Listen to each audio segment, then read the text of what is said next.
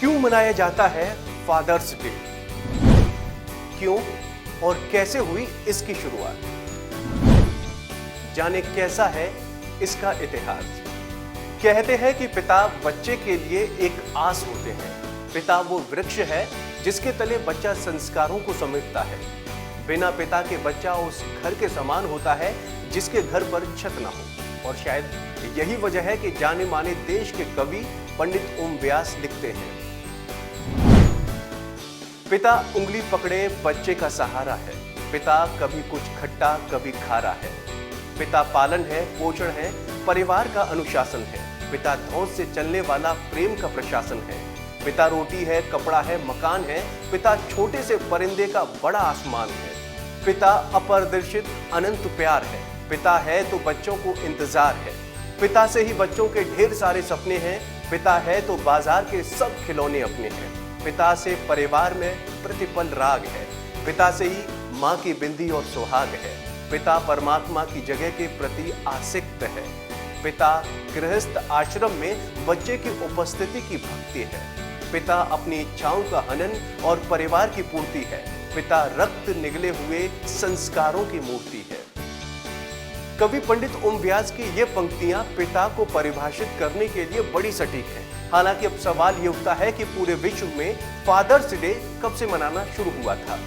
तो कहा जाता है कि आधिकारिक तौर पर फादर्स डे की शुरुआत साल 1910 से हुई थी, लेकिन कई किताबों में इस बात को लेकर अलग अलग बातें लिखी गई हैं। कई जगह लिखा है कि इसे पहली बार 1909 में मनाया गया।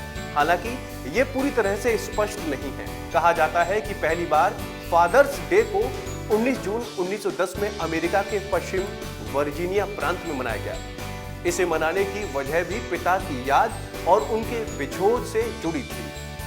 दरअसल इससे पहले 1907 में मनुगाह नामक जगह पर हुए एक खान हादसे में सैकड़ों लोग मारे गए थे। इसमें 210 ऐसे लोग थे जो पिता बन चुके थे। इसके बाद उन पिताओं की याद में लग्रेस गोल्डन क्लेटन ने इस खास दिन का आयोजन करके मृत पिताओं को याद किया।